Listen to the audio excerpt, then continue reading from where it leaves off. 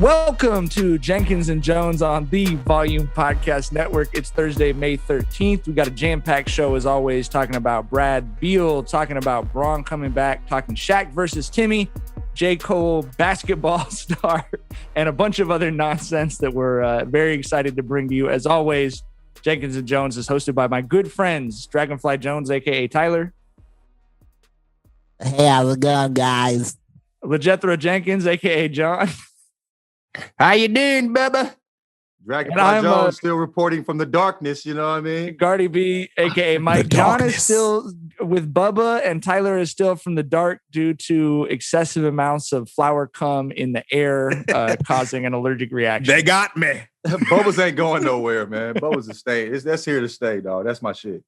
You went away from Bubba's for a couple months. I'm back at it though, man. I'm calling people Bubba on the golf course. My lady called me Bubba when she hit me up, man. I'm leaning all the way into Bubba. Bubba is back. Yeah, I like it. Well, up top, we've got to talk about your Bubba, Brad Beal, getting into bit of a brouhaha. Big St. Louis, big STL, big STL. You were all over this shit. Indeed. Break it down. That wasn't a brouhaha, bro. That was a internet shellacking. First off, Bazemore was talking out of turn, bro. Anytime Bazemore is talking, it's out of turn. Explain what happened for people who aren't following. Well, what happened was basically Bazemore took a little shot at Bradley, getting hurt, saying he was attempting to keep up with Steph's, scoring performances because they're in a scoring duel because of the scoring championship or whatever. And he said, people hurting their hamstrings trying to keep up. Big up. Trying to keep the average up by reducing the number of games. Right? And what was wild to me, I said it when I interviewed him. I'm like, I thought, okay, maybe he was feeling himself, all this shit. Like, bro, first off, you a regular ass motherfucker to be talking about Bradley fucking Beal, dog. You know what I mean? Like, you like, I don't even know how the man got to the post game. They just letting anybody in the post game now. You feel me? He had 5 points. He was 2 for 2 from the fucking field. Talking about a nigga that's averaging 31 on a whole last year, dog. He shot a good percentage, though. He shot a good percentage. He shot a good percentage. You know what I'm saying? I'll give him that. Pick the swaps. Right. He was 2 for 2, feeling himself. I'm going at Bradley Beal. You know what I mean? An all-NBA player. I'm going to talk. No, bro, like he was talking solely off of the strength of Steph, bro. There's no need for that shit, dog. And then going at talking about his injury. That's what really he crossed the line. And Brad let him know exactly what motherfucking time it was. You feel me? Yeah, he definitely crossed the line. But, a dude like Baze, that's kind of his value, building up his guys, right? Like that's, he's a dude who's a locker room guy who everyone seems to like. He crossed the line here. You know what I'm saying? But he knows that, I got to endear myself to Steph. They're underarm family, but he just crossed the line right here because he knows that, his on-court performance ain't necessarily going to keep him around, but being buddied up with Steph just might. You know what I mean? It was a role players talking like starters of the decade. Like, bro, stay to swinging that towel, bro. That's where your values in. Be the best. Get you some Steph take shots at Brad Beal if Steph wants to take shots at Brad Beal. Right. And Brad still would have wanted Steph like, hold up, because that you don't talk about somebody who's like literally injured. You know what I mean? Like that's some bullshit. And nobody's taking away from what Steph's doing. Steph is, that's the thing. The motherfucker had 49 and 29 minutes. You didn't have to say shit. It was unnecessary. Steph did all the motherfucking talking on the court, my nigga. That was an amazing performance. Motherfuckers pulled out the motherfucking Chopperooski ass fucking meme. Everybody was watching. You know what I mean? The bat signal for Steph. One thing that has happened before in NBA locker rooms that can disrupt a team's chemistry a little bit is if a Steph Curry says something in passing or as a joke, in a locker room or on the bench or something, and then Bazemore goes out and sort of takes it out of context or whatever. It sort of like peels a curtain back in kind of an unfair way to Steph, because that might have come from a joke Steph made or something. You know what I mean? Not meaning it to be like a public criticism, just the way you talk shit with your team. I wouldn't be surprised if actually this kind of put him in a little bit of the opposite with Steph. That Steph's like, come on, man, I don't want to fucking talk about this shit Definitely right that now. nigga like lame ass nigga too. Like you lame, you know what I'm saying? That's between me and you. Hey, he got them. He on Twitter added it. Lame ass. I love it when you rev the lame up. Lame ass. Hey, he tweeted with the St. Louis accent for sure. You feel me? You know what I mean? We all knew exactly how he said that shit, bro. You know what I mean? That shit was beautiful. Yeah. So I mean, basically, Baze was trying to hype his guy up, but he did him no favors here, and he had Bill basically, you know, calling Steph a fan in so many words, like your man's watching what I do, keeping up with my box scores, right? Like all this shit just backfired terribly. You know what I mean? So Bazemore, I guess you should have bazed less on this one. It's like shut the fuck up sometimes. That's a good thing, you know what I mean? It's like in the political drama when the boyfriend of the assistant press officer in the White House leaked something that he heard that the president said. You know what I mean? It's just like, this isn't where this news is supposed to break from, bro. Right. And the thing is, he was like, you might have to research that. Bitch, you thought you was clever? Silly ass nigga. Get the fuck out of here, dog. You know what I mean? It's just, bro, that like you said, that's not where that shit's supposed to come from. And that was part of the issue. But the bigger part of the issue was you're talking about a man who's missing basketball. You know what I mean? That's not off the strength of another man's fucking accomplishments. You know what I mean? That all of that is just, that shit is like Bradley said, lame as fuck, nigga. All right, always at the top of our Bubba rankings, LeBron James. Hopefully, knock on wood, the big Bubba. The big Bubba. We're recording this Wednesday before the Lakers game. We're hopeful that he's going to be back on the court tonight. I would say if you've been watching the league the last couple of nights, I'm suddenly very excited about these play-in games, about the playoffs. The 7 through 10 seeds are looking lethal. John is got my Kobe's ready for tomorrow. Lakers shorts. Hey, we back on the train, baby. What do you guys think about Bron coming back? What are you hoping to see? And can you ever remember a time when a 7 and an 8 seed felt more confident than the Lakers and the Warriors do right now, matching up with the Suns and the fucking Jazz? Yeah, it's you know, seeding just it doesn't, I don't think it means much right now. You know, especially since it's going to be limited capacity. It's going to be like last season where there's no real home court advantage. So you're kind of just looking at the brackets, like, you know, what opponent is more favorable to you. And you know what I mean? It's you know, I would definitely rather see Phoenix than like Utah or Denver, of course. I would rather see them than the Clippers. I mean, you know what I mean? Like 100%. Clippers are the team I would least like to see. That I think on the last pod we started talking about, all of a sudden I'm kind of rooting for the 7th seed over the 6th seed where you might have to play the Clippers. I would want to see Phoenix or the Jazz over the Nuggets or the Clippers, bro. You know what I'm saying? Like, honestly, you know what I mean? Like, Phoenix, I think, will just absolutely fucking eat. You know what I mean? And I feel like the Jazz, like, who they need to be good, the way they win is they're having people that are having, like, the best, Clarkson, best season ever. You know what I'm saying? The Aussie, the social studies teacher? What's your man's name? Ingles, Joe Ingles, hell of a season. You know what I mean? You know, like they got a defensive player of the year, and then really they got, broke down the conflicts of the Mongol Empire trying to expand its reach to Japan. You know, in my 10th grade history class. That guy, you know what I mean?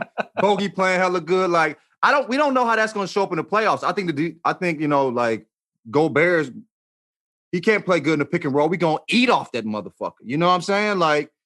Mitchell will be solid, but I mean, I don't know how Clarkson's going to show up in the playoffs. How's Bogey going to look in the playoffs? You know what I mean? So I'm extremely confident against anybody we go against, except the Clippers. The Clippers are really good, but like we've talked about, Pandemic P show up. You know what I mean? That's why I want to play the Clippers later in the playoffs. You said what? That's why I want to play the Clippers later in the playoffs. Yeah. You know, I think there's always the chance they might not be there, right?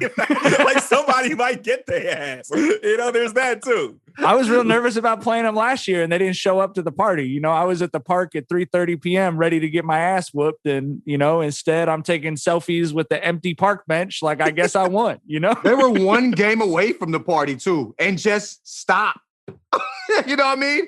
They were around the corner from the fucking party. You know what I mean? Ran out of gas, nigga. You know what I mean? Like, Hey, So my other question is just about Braun. I mean, if Braun goes in there, makes 2 hard cuts, jumps to where his head is near the rim, are you guys at that point, you're ready for him to sub back out for the playoffs, right? Absolutely. Just show us you still got it for like 8 minutes, and then we can move on. yeah, I don't really even need to see Braun. They're winning without him, which is fucking AD's turned it around. I mean, AD was looking good. Like They the last played 3 games. that Lakers-Knicks game was a really incredible game. And we were talking about it with the Nets as well, that this is what we talked about with the Nets. Like, are the Nets going to be able to defensively execute at the level that the Lakers and the Knicks are? Like, that was playoff level scouting and execution, For right? sure. And you start to see that playoff intensity because teams are fighting for home court. Teams are fighting for, and the home court advantage in terms of the crowd in the game. I agree with Tyler. It's not as severe, but if you're the Knicks, you still would rather save yourself the extra flight, you'd still rather be at home. So I think you started to see that intensity, but what the Lakers did without Braun or Schroeder or Caruso, I mean, you had like Kyle Kuzma running the point. Hey, Kyle Kuzma's been solid this year, dog. The way he approaches the game is totally different, and I love it. You know what I mean? He's like, I'm focusing on the scrappy shit, and then like when and let the rest of the game come to me offensively. You know what I'm saying? And it's been great for him. You know what I mean? So I want to take that from Kyle. You know what I mean? He's been having a solid ass year. But I don't want him as a starting point guard in the has playoffs. been solid. Carl Kuzma's been playing great. But Carl has been solid. We don't want Carl, like you said, we don't want Carl bringing the ball down the court, playoff minutes for sure. You know what I mean? Against Chris Paul. Definitely not. So that mean motherfucker gonna eat, bro. He gonna be. Anyway, this last, I'm really excited. The next time we have an episode out, it'll be on Monday, so we'll be really able to start breaking stuff down. I'm very excited for the playoffs. It's just it was a long slog. I think you've heard us talk about it 100 times. You've heard every national basketball person who doesn't lie to you talk about how horrible this regular season was, but it's starting to shape up, even though obviously there have been some injuries that suck. Okay, big stupid debate on Twitter this week. Shaquille O'Neal versus Tim Duncan. Tyler, your thoughts? It's deep. I mean, I think we have to kind of give the full scope of it. Was saying, who would be a better fit in today's game, Shaq or Timmy. Then it kind of derailed into who was flat out better. And I can do the hypotheticals, sure, make your case on who would hypothetically fit better in 2021 basketball. But when we went to the territory where we were saying Timmy was better than Shaq, was when I was like, hold on a cotton picking minute here, Bubba. That's what I had to hop in. But going back to the original question that was posed, I think that was kind of my gripe with it. It was like a lot of young people looking at the scope of the game today and seeing and trying to evaluate Shaq on that, right? Like I do think that Timmy will probably be a better fit in today's game than Shaq would. Because of his defensive versatility, or why? During their way he can move. Yeah. I think that defensive versatility can more range on his jump shots. Yeah, 17-footer was cash. Rim protection too. Yeah, of course. Yeah. So I think he would be a better fit today. But during their era, Shaq was better. He was just flat out better. And then it turns to, of course, you mean we need to give Timmy some more respect. Y'all keep slandering Timmy. I don't appreciate him. No, we're just saying Shaq was better, bro. It's that simple. You had a 20-year-old screenshotting you a Darko chart. Darko DPM chart telling me to watch more basketball. You were born in fucking 1997. What the fuck? I mean, I wouldn't say that. I guess Tim is a better fit, but I don't think he would be more dominant than Shaq. Now, I think Shaq just was one of those guys that, regardless of fucking era, he would have been fucking insane. Like, if you look at Embiid's changing the way he's played this year, and he's been extremely dominant. He's shooting less threes than ever. He's getting more buckets in the paint, and he's been dominant. You know what I mean? Like, banging at like an older style, you know what I'm saying, big. I don't know. If you look at Zion this year, I don't know how you couldn't feel like Shaq would be even more dominant in today's era. I think that I saw the point made about Shaq as a defensive liability in the modern NBA. Fair. You know, I mean, because he couldn't get up and down the court, like you know what I'm saying? Is that what we're saying? Yeah, but I think that lateral movement. Okay. I think Timmy had better lateral movement. Yeah. I mean, you know, and look, listen, Shaq had incredible footwork. He had incredible footwork for a 320-pound man. Yeah. And offensively for the most part. Yeah. You know what I mean? Like, you know what I mean? But I think Tyler Conway, who I believe we all follow on Twitter, he had the correct take. It's just like Shaq at his peak. I mean, there's no one you could throw at that dude. In terms of a better career, yeah, I mean, Shaq got fat and happy and lazy the way that I would if I was a 3-time NBA champion. But when it was winning time, Shaq did Shaq shit. You know what I mean? 40 and 20 on a motherfucker. You know what I'm saying? Like, but I think the point to me, like late 90s Shaq, that first, you know, the first Lakers vintage Shaq from when he came in to that time, he would fit in this year's in today's NBA because he could run still. Definitely. You know, after that. Okay, yes. Is he a defensive liability? Have you watched Marc Gasol be at half court when an opponent is dunking? He was about that speed, you know? So that's the breakdown for me. But I mean, in terms of dominance, like if you weren't alive for Shaq, it's difficult to comprehend exactly how dominant he was. The defensive player of the year is probably Gobert. His specialty is protecting the rim. What the fuck would Shaq do with that motherfucker? You feel me? Like we ain't talking about him being mobile out there, being able to, you know what I'm saying, play, pick and roll, none of that shit. We just talking the defensive player of the year's specialty. And Shaq would fucking annihilate that nigga. Okay? Not destroy, annihilate. You know what I mean? Like, dog, stop it, bro. Like, I think if people, and also you had to really, like, if you really saw Shaq, it's not really a question. You know what I mean?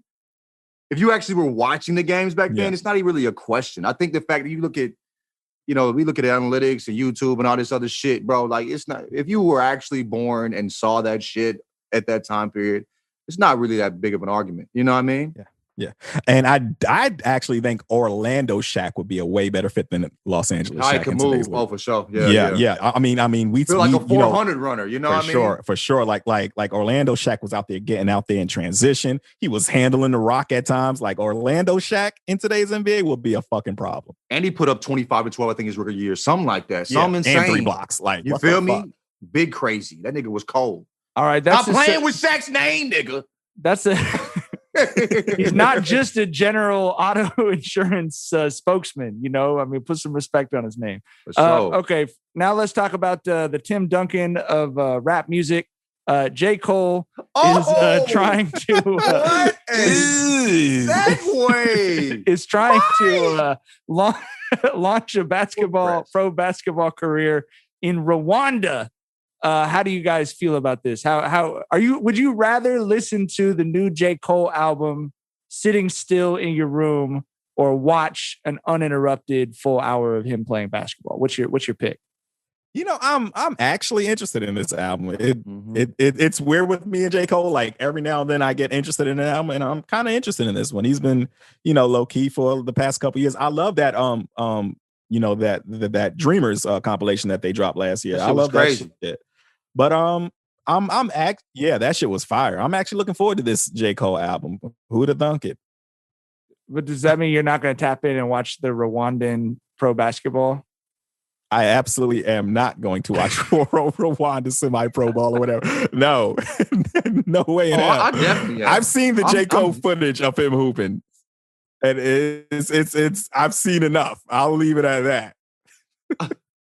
I'm a watch for the fun, man. I'm you know, the same reason I watch, you know what I'm saying, Jake Paul fights. You know what I'm saying? Like, it's not good boxing, but it's a spectacle. You know what I'm saying? Like, I'm there for the spectacle, but yeah, J. Cole, I think he's getting more. I watched this little documentary. I think he's going to get more features on this album. I think the thing about J. Cole albums is just so much fucking J. Cole.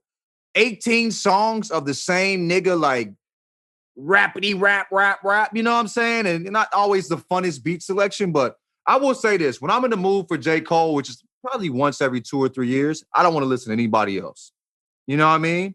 And when I'm in J. Cole moods, but yeah, I mean, I think he's doing some features. He's been doing shit with 21 Savage, you know what I'm saying? And he was actually in the documentary. So I think he's doing more features this album. I think I think shit gonna be fire, bro. He's been bubbling on this motherfucker for years. So You've both softened your J. Cole stance since the last time he was a topic on this podcast. I mean, when did we talk about him last? I don't even remember. I believe, it was like years ago, but I believe John said some very untoward things about J. Cole. I just thought he was boring, and I still think his last album. They're boring, but I've always said I'll listen. I'm in a mood for J. Cole every so often, and I'm interested. I was always interested in why kids love J. Cole so much. And that generation, the Forest Hills Drive generation, they love J. Cole. They love J. Cole. They love J. Cole. And he got some joints. I mean, he got some joints I go back to. Sing like his some singles I'll go back to. I'll watch on YouTube or whatever. But yeah, I mean, this one should be better. Yeah. I mean, Twitter is not an actual reflection of a lot of shit, and it's definitely not an actual reflection of the following that J. Cole really has. Like, he might be a punchline on Twitter, but that motherfucker is a monster when it comes to like sales and streams, bro. It's like Drake, Kendrick, and J. Cole are like the three big dogs in rap right now. It's just $500,000 first week. You know what I'm saying? Like, it's just interesting how generational. I mean, rap's always been generational, to an extent. But now that streaming has sort of leveled the playing field to where it's not like, when we were kids and there was CDs, so there was physical space that you had to take up if you were popular. Yeah. Now that the playing field is leveled, I feel like you see that stratification. Like, you could just give me a Spotify, stats on someone. I could tell you almost within the month, it feels like, when they were born. Just that's how divided it is. It's kind of a funny thing. We got an email. We had a conversation about hanging up about unscrewing our fists and hanging them up on the last podcast. We got an email from Jasper at uppercase wears on Twitter that I think we all agreed that we had to read this story on the pod. Jasper says, when I was in college, I was waiting in a busy student bar to order a drink with my friend. A space freed up in front of him, and when he scooched up to the counter, some other guy, who I presume wanted that spot, grabbed him and threw him into the bar. Watching them start to shout and shove each other, my drunk ass decided it would be a good idea to grab the other guy's rib cage and start tickling him. It's beautiful. He's so comfortable in like the weirdest moments, like, good under stress. That's perfect. He quickly brought his arms to his torso and writhed the way you'd expect a child to. He looked at me, looked at my friend, looked back at me, and walked away. Continue. What did he finish it with? He said, I'm still amazed to successfully diffuse the situation and have three competing theories as to why. Number one, he felt so emasculated by how he reacted to being tickled that he cut his losses. Number two, he thought I was clinically insane if I chose to tickle and smile at another man and wanted no part of it. And number three, the last option is that he recognized me as I ran/helped coach our college's boxing club. I went to a big school, though, so it seems unlikely. I think I would look at a nigga and think he was a joker if he did that shit to me. You know what I mean? I'm like, this nigga is a real villain. You know what I mean? I got something for you. You know what I mean? How confident are you in yourself if you do that shit? I think there's possibly another explanation is that homie realized how stupid all the shit was, and most fucking fights are fucking stupid, right? So that could be a possibility too. Like, yeah, I'm really about to fight a man over a bar spot. Thank you for tickling me and bringing me back to my senses. You know what I mean? So that could have been it too. But great fucking way to diffuse it, because I don't know how I would have reacted if a motherfucker tickles my ribcage when I'm ready for some action. Like, God damn, what the fuck? I'm really surprised you didn't get stole off on. You know what I mean? That seems like the most likely thing to happen in that situation. Tickling paralyzes you, though, bro. Like, you can't swing on a motherfucker when you get tickled. But I'm saying, I gave my best friend in middle school a black eye because he tried to tickle me on the bus, and I just elbowed him right in the eye without even thinking about it, though. Like, it paralyzes you, but you also have an immediate, uncontrollable, protective, reaction, Mm-hmm. I think Tyler's right, because I've seen a fight get stopped by someone just yelling, "Think about your mom."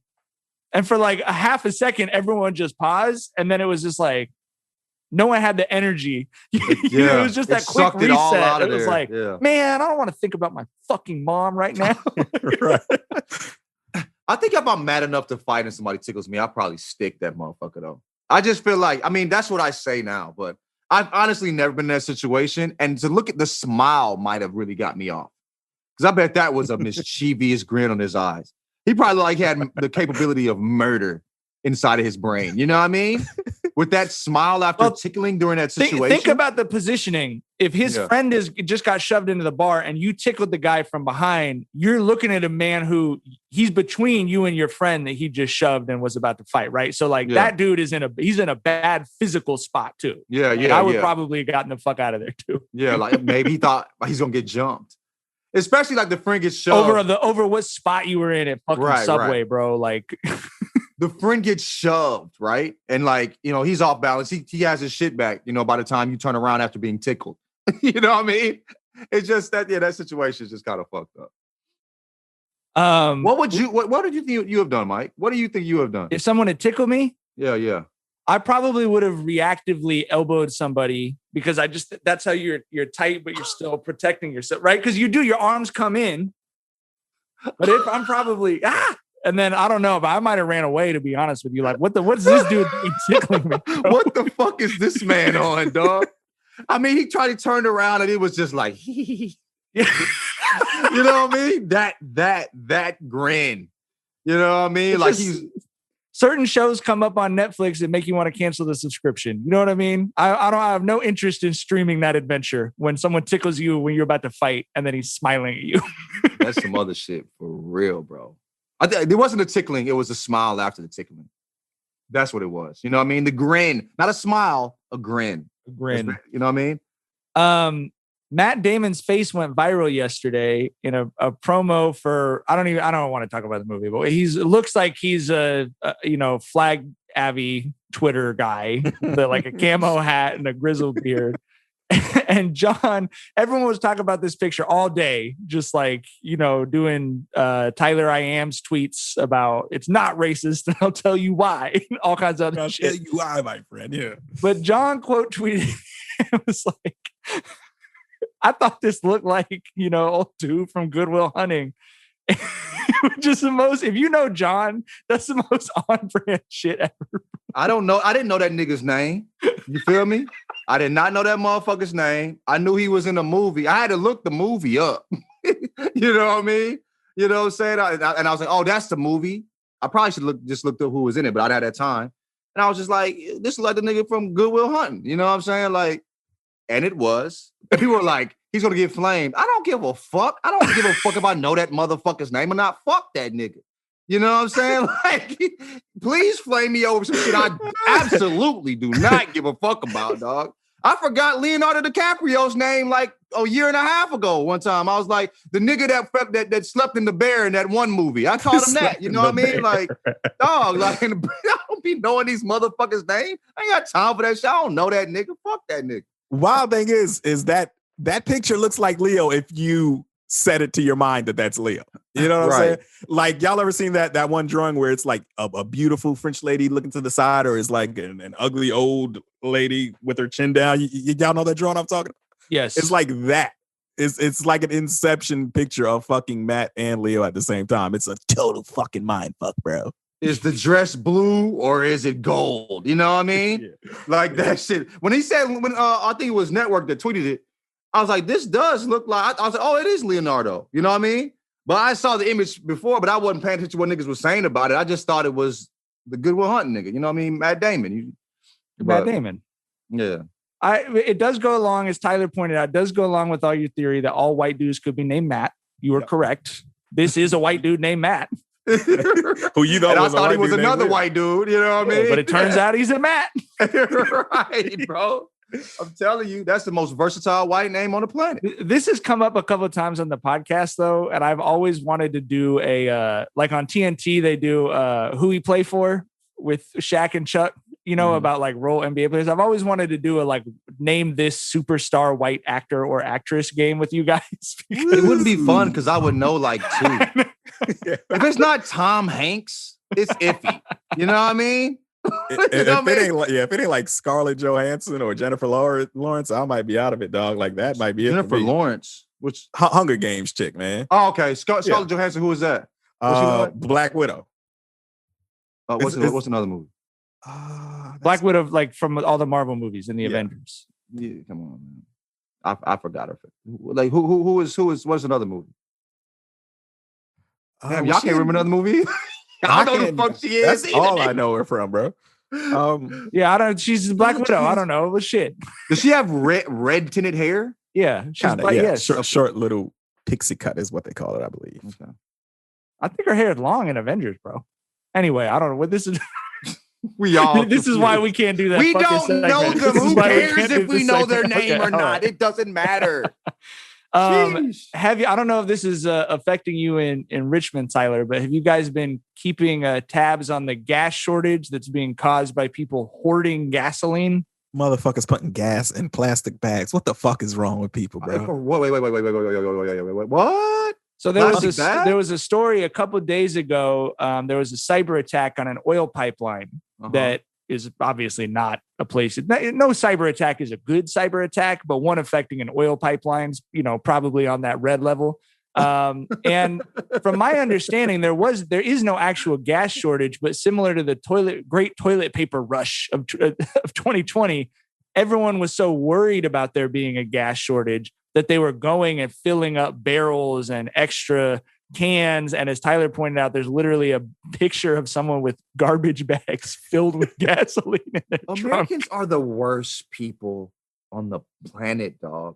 We're so fucking scared of everything, dog. And it makes all the decisions for us. Like, you get to the point where you're putting gas in plastic fucking bags. What are you even going to do with it? Where does How you it gonna go? pour How that you shit in your car? Right. From a plastic. From a plastic For one, it's just bag. gonna eat through the plastic for one. Nigga, what the fuck? It's like, nigga, y'all just, absolute just fear of everything. It's so weird. Just like, damn. And what's crazy is there's no reason. There's no reason for us to have these crazy ass fears, but it's just wild. What the fuck that's so odd. But to go galaxy brain on your ass right here is one of the driving fears here that we have an inept government who will not look out for us when shit hits the fan. Because I think that's a big part of it too. Yeah, which I think is one of the reasons, as John points out, it's like Americans have historically had a pretty easy time compared to the rest of the world. We haven't really had people drop a lot of bombs on us. You know what I mean? Like our country's been pretty. Right. The water usually works in most places. Like it's been pretty. But if you go to Europe, and you'd be surprised how frequently like major plumbing issues, like London had a plumbing issue. The city of London. Last summer, you know what I mean? Doesn't Paris have plumbing issues too? So yeah, and what I think drives that home even further is it tends to be white people who do the craziest hoarding, and so it's like the most taken care of people in the most taken care of country have the greatest fear about. I don't know if it's a sense of I haven't really been through anything in my life because we saw that with the pandemic. I've been able to dictate my reality my whole life. So how fucking dare you tell me to put a mask on? Or I don't know if it's like some sense of guilt in the cosmic sense in the back of the head that's like, things should be harder for me. So I'm going to prepare for that. I wouldn't blame it on the guilt because I don't. The guilt ain't help with nothing else, nigga. You feel me? But yeah, I mean, when I saw the people, I saw a image of people filling up a bunch of gas tanks, and the people I saw do it were. I said in my car, which I was in traffic looking at my phone, I probably shouldn't have been. I was like, those are the exact people that would run to the fucking gas tank and fill up their gas, and get to the gas station to fill up these fucking whatever. But yeah. Well, we had a running joke in Long Beach. If you were in the suburbs, everywhere was out of toilet paper. And if you went over by Poly or to North Long Beach or anywhere else that was not a suburb of Long Beach, no one ever ran out of toilet paper. We'll be fine. That is like the mantra of minorities. We'll figure it out. We'll be fine. You know what I mean? Like, well, and maybe the intelligence to know that a garbage bag filled with gasoline isn't going to help you out of any jam anyway. Said it, I didn't. So, but I'll agree. Which one of you asked? How are they going to get it in the car? That's a great question. I was wondering, like, what are you going to do with it? You're going to use a pixie stick straw, the really big plastic one. Like, what are you going to do with? Like, where we go from here? What's the fucking? You got it in the bag. What do you do with it after that? Nothing. All right. Speaking of gas bags, let's talk about the Joe Budden pod. Wow! This motherfucker is on fire. Goddamn, Cardi. I'm on fire like a trunk filled with gasoline in the hot South, bro. Bro, you are thinking. I am just. Tyler, I don't follow the Joe Budden drama. I don't even know what Twitter knows. Can you explain this? Can you give us the setup here? Yeah, I don't follow the pod either. I just know what Twitter knows too. And to, summarize it, it's just basically, it looks like Joey wasn't being transparent with his co-hosts, Mal and Rory. He was not cutting them in what they thought should be their share. And due to them expressing their grievances, he just fired them. And that's the end of that iteration of the podcast. And they were supposed to be homies. Yeah. You know what I mean? I know Joe Budden and Mal, like those motherfuckers knew each other for like 20 years or so. And Rory just kind of came along, but Joe had said on camera, you're my friend and shit, but shit falls apart like that. Not with us though, because we are not built like that. One of the two arguments we're friends in real life. Yeah. Right. One of the two arguments we've had is trying to make sure all of us got more money for each other. You know what I mean? We're like, right. Yeah, our last argument 2 years ago was you should get more money than you're taking. Right. That's the shit we argue about. And I was like, it's going to be equal. You know what I mean? Like, it's just... it is the saddest shit. This shit always bums me out because it's always when friends there's enough money going around the Budden pod.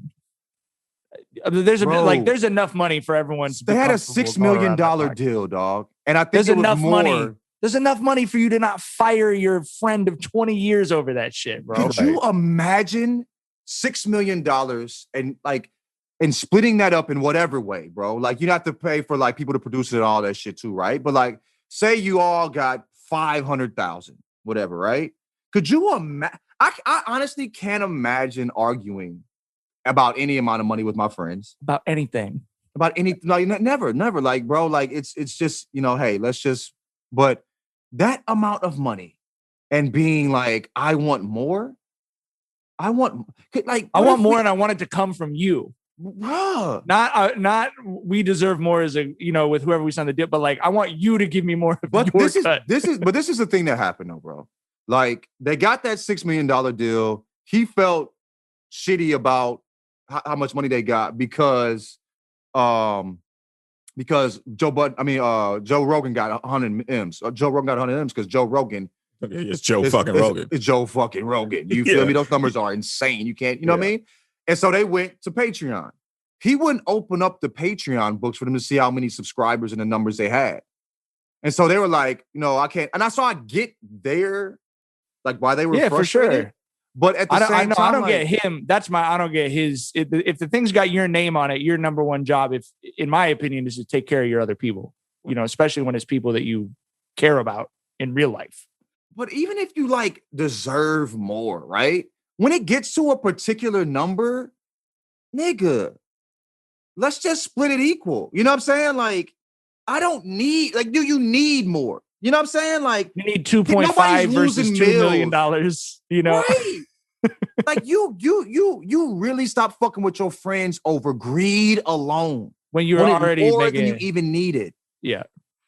All right, we're almost out of time, but before we get out of here, I need Tyler, can you break down the linked influencer post that you were talking about on Twitter for us? Because this was one of the wildest. This is also known as the Booger Boy of the Week. This is the Booger Boy of the week. This is the Booger Boy. Yeah. The Booger Boy of the week.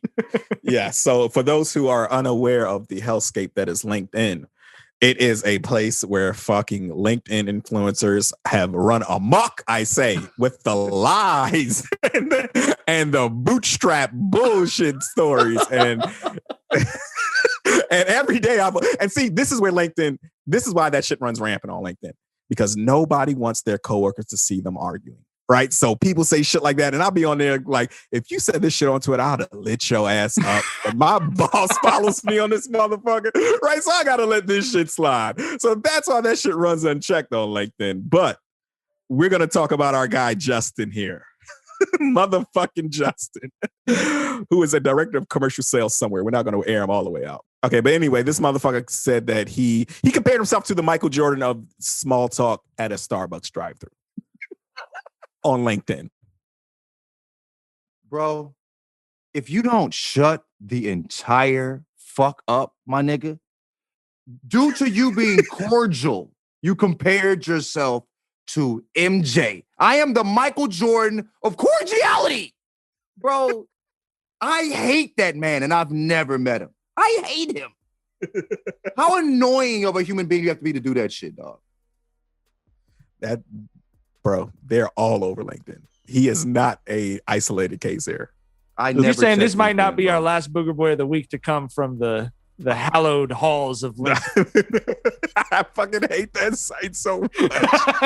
Oh, God damn. We might see the MJ of cordiality show up again on the Jenkins Jonez podcast. You never know. All right, that's all the time we've got for today. Thank you so much for tuning in. Be sure to subscribe, give us 5 stars. Hey, John's mom kind of approves of us, so we'll take that. That's a big compliment right there. Yeah. She We'll thinks be it's back on funny, but Monday. she also thinks it's inappropriate. She's correct. We'll be back on Monday with our playoff preview. We're fired up. We can't wait for playoff basketball. Catch y'all soon. Bye. Bye.